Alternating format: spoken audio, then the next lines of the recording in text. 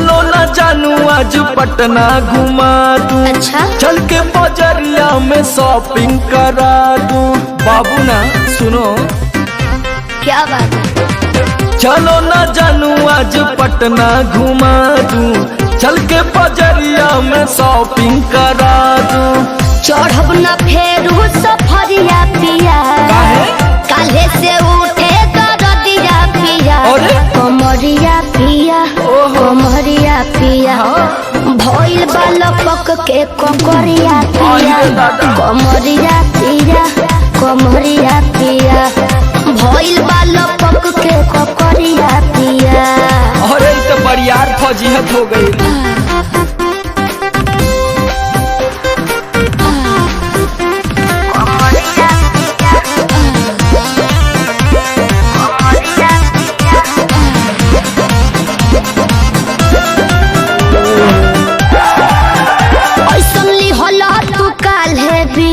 राजा जी लागे भइल बा कमरिया की रेख राजा जी।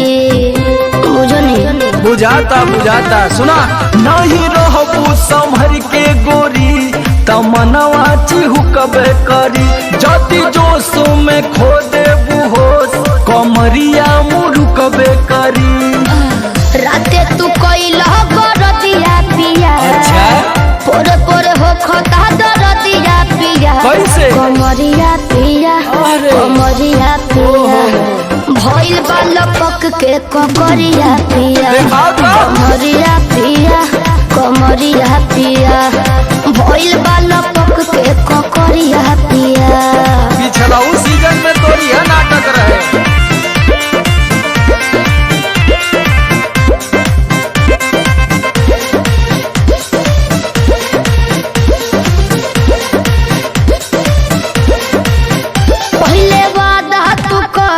आशीष पिया हो, कौनो करब ना अब साजिश पिया हो। लगलू चोनाए, एगो काम करा बिना डीपी से झरवा लेबू तब बहुते आराम करी हो। जब दबी है कमर समर दवाई नियन काम करी हो। बुझाइल? ले आवई मदन हो रदिया पिया, बात पगली तबे नु जाई सरदिया पिया। कमरिया पिया वाह। कमरिया अरे पिया, जिया। भइल बालपक के ककरिया जोर पिया। कस के। कमरिया पिया कमरिया पिया, भइल बालपक के ककरिया पिया। चल मत कर नाटक, बंद कर फाटक।